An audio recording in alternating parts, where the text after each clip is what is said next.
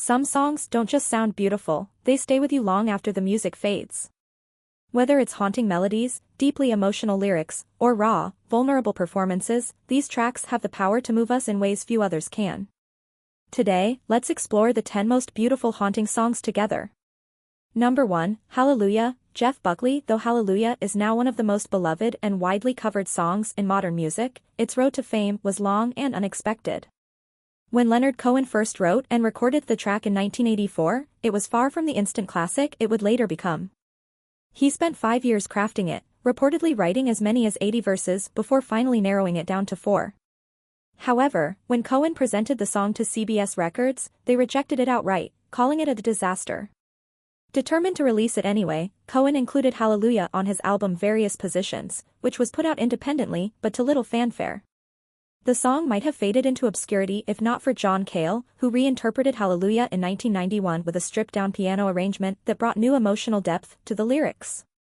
His haunting version caught the attention of Jeff Buckley, who recorded his own take in 1994 for his album Grace. Buckley's rendition, delicate yet powerful, infused the song with raw vulnerability, transforming it into something deeply personal. Yet, despite its brilliance, his cover remained relatively unknown at first. It wasn't until Buckley's tragic drowning in 1997 that Hallelujah began to gain widespread recognition, forever tying his name to one of the most hauntingly beautiful covers in music history. Since then, Hallelujah has been recorded by over 300 artists, from Rufus Wainwright to Kate D. Lang, each bringing their own interpretation to Cohen's poetic masterpiece. But Buckley's version remains the most iconic. His ethereal vocals, combined with his intricate guitar work, created a rendition filled with both longing and intimacy. The song's slow, emotional build, starting as a quiet whisper before swelling into an aching plea, feels almost spiritual, as if Buckley is pouring out his soul with every note.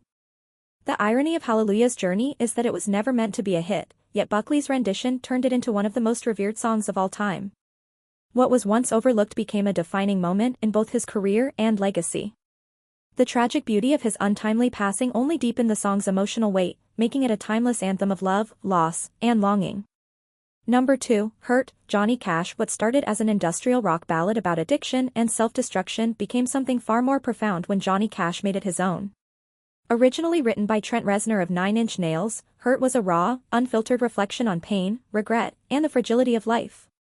But when producer Rick Rubin introduced the song to Cash, it took on an entirely new meaning. The country legend, by then in the twilight of his life, was captivated by the song's lyrics, so much so that he reportedly listened to it nearly 100 times before deciding to record it. Cash didn't just cover Hurt, he embodied it.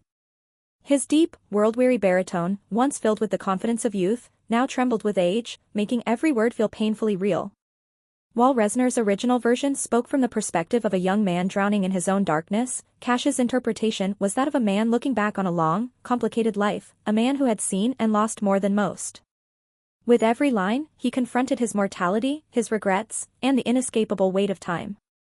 If the song alone wasn't devastating enough, its accompanying music video cemented Hurt as one of the most emotionally powerful performances ever recorded. Directed by Mark Romanek, the video is an intimate and haunting farewell to Cash's legacy.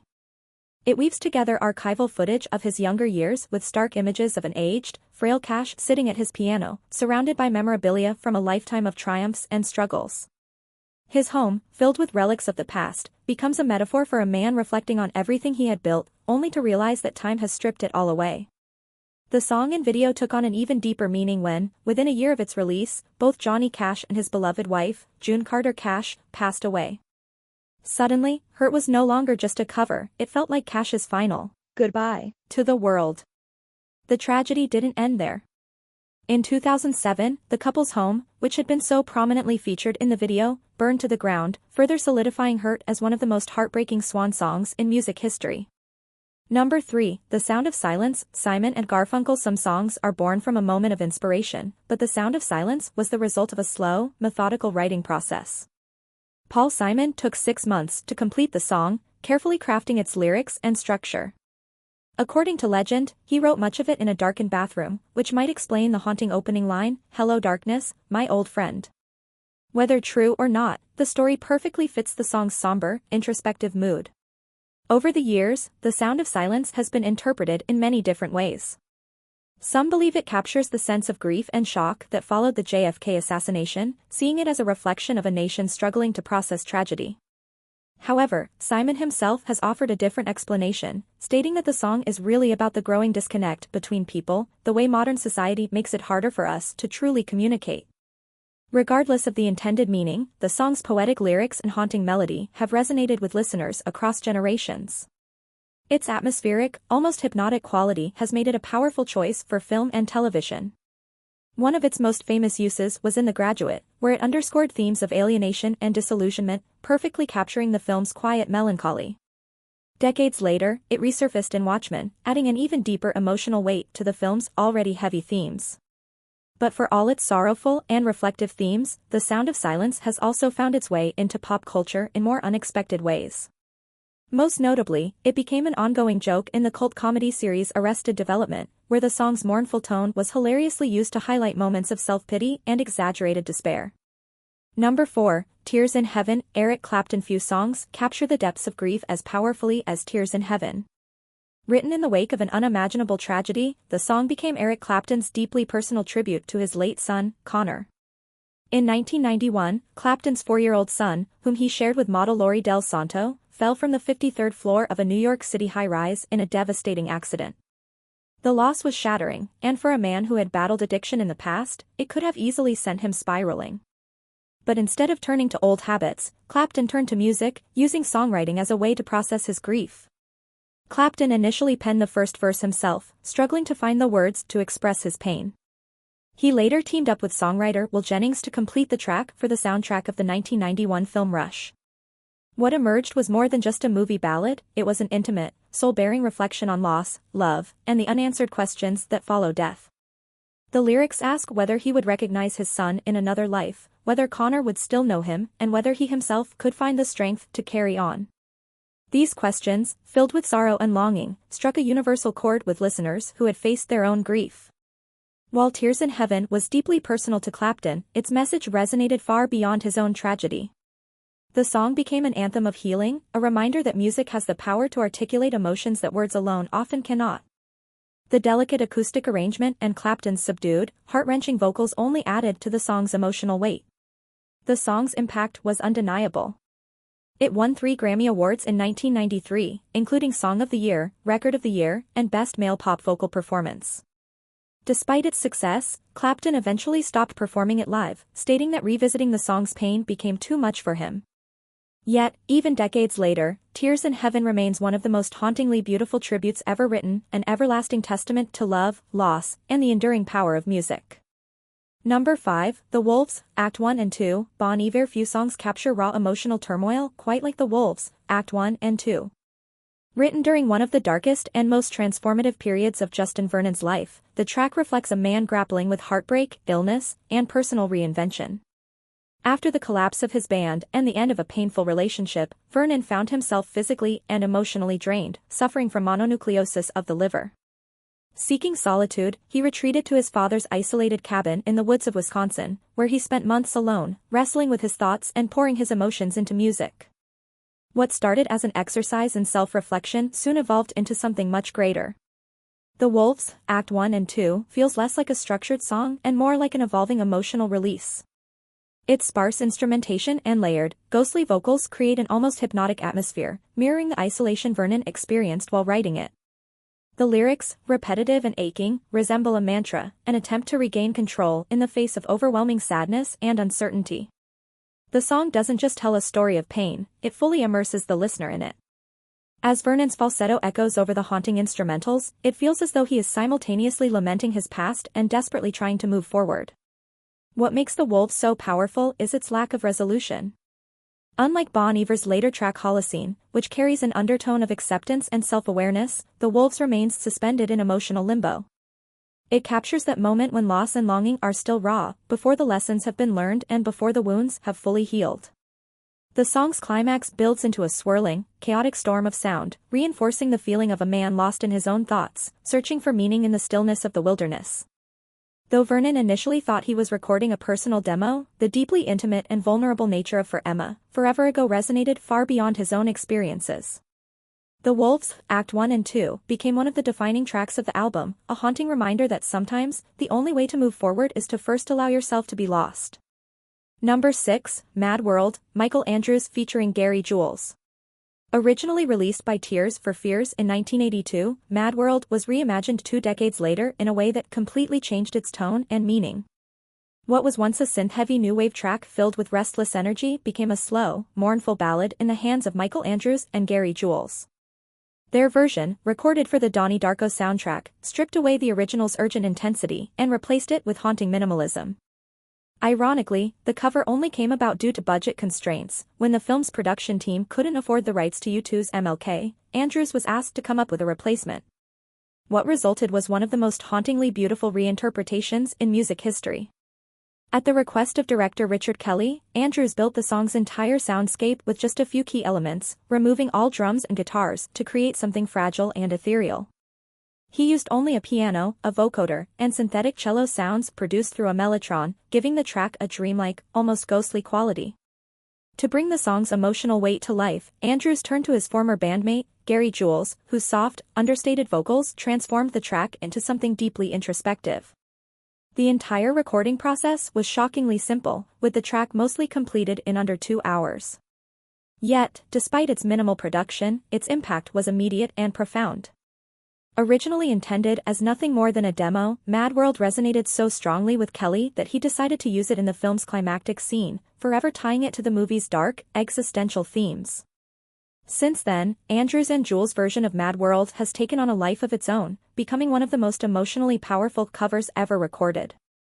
It reached number 1 in the UK in 2003 and has been used in countless films, television shows, and emotional moments across pop culture. Unlike the original, which carried an undercurrent of youthful frustration, this version turns Mad World into a song of quiet devastation, a meditation on isolation and despair. Decades later, it remains one of the most hauntingly beautiful and universally relatable songs ever recorded. Number 7, Breathe Me. Sia. Some songs are deeply personal to an artist, but Breathe Me holds a special place in Sia's heart, not just for its emotional weight, but also because of how it was created. While she was too sick to record, bassist Sam Dixon and drummer Felix Bloxam went ahead and laid down the instrumental track without her. When Sia returned to the studio, she heard their work for the first time and was instantly moved. Instead of approaching the song from her usual creative process, she experienced it as a listener first, allowing herself to fall in love with the music before adding her own vocals. This unique process made the recording even more intimate and emotionally raw. But Sia wasn't the only one captivated by the song's haunting beauty. Breathe Me became a powerful anthem for those struggling with anxiety, depression, and self-doubt. The lyrics, written as a plea for help, offer an unfiltered confession of pain, expressing feelings of loneliness and fragility in a way that feels deeply personal yet universally relatable. It's as if Sia is both crying out for comfort and offering it to anyone who has ever felt the same. The song's structure reflects the emotional journey within the lyrics. It begins with a sparse piano melody and Sia's breathy, almost hesitant vocals, making it feel as if she's barely holding herself together. The vulnerability in her voice is palpable, as though each word is a quiet plea for reassurance. But as the track progresses, the sound builds, layer by layer, strings swell, percussion intensifies, and her voice gains strength, mirroring the experience of slowly pushing through pain and finding hope. By the time the song reaches its climax, it feels like an emotional release, a moment of catharsis after a long, dark struggle. The impact of Breathe Me only grew over time, especially after it was famously featured in the heart-wrenching final scene of 6 Feet Under, one of television's most critically acclaimed dramas. The song's placement in the series' conclusion solidified its legacy, making it forever associated with themes of life, death, and the fragile beauty of human existence. More than just a song, Breathe Me became a safe space for those in pain, proof that music has the power to heal, even in our darkest moments. Number 8, Transatlanticism, Death Cab for Cutie. Few songs capture the loneliness of distance quite like Transatlanticism.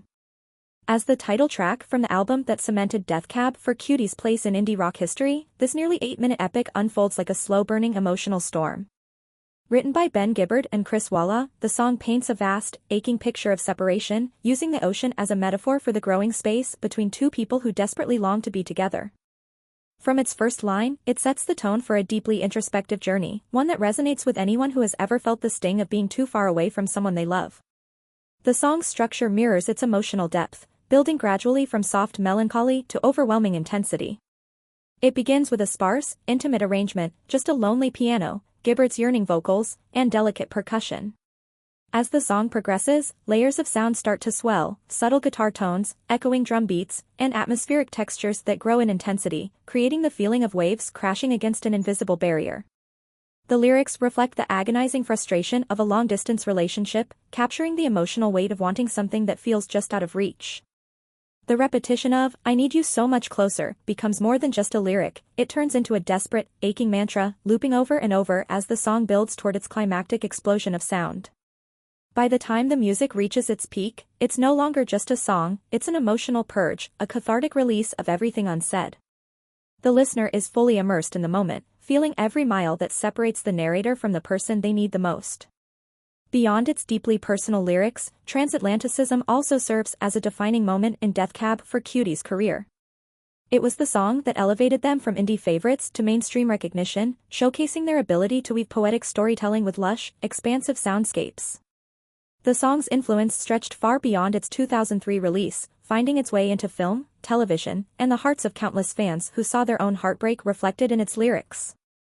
Lyrically haunting and musically hypnotic, Transatlanticism isn't just a song about distance, it feels like distance, unfolding in slow motion as it pulls the listener deeper into its world of solitude and longing. Even decades later, it remains one of Death Cab for Cutie's most powerful and emotionally resonant works, a timeless anthem for anyone who has ever ached for someone just out of reach. Number 9, Angel. Sarah McLachlan. Few songs capture heartbreak and quiet despair as powerfully as Angel.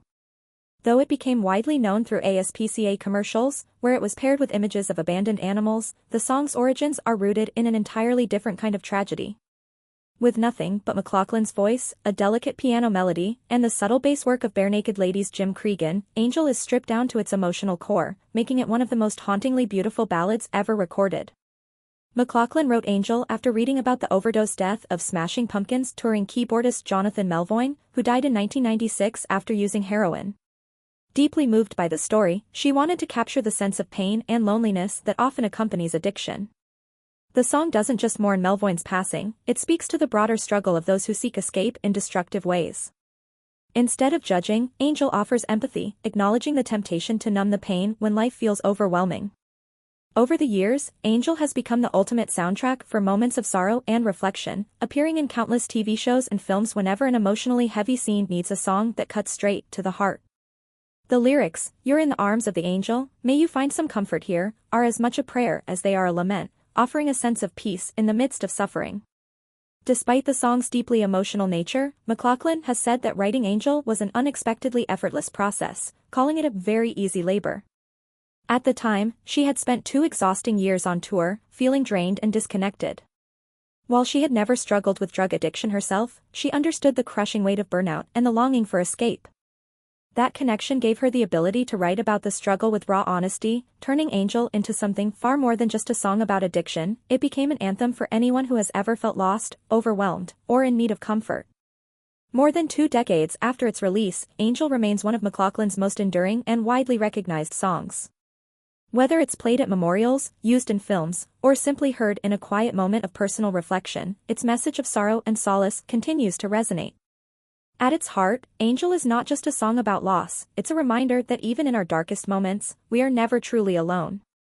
Number 10, How to Disappear Completely. Radiohead. While it may not be the sound most associated with Radiohead, this track from Cutie, 2000, has since become one of the band's most revered and emotionally devastating songs.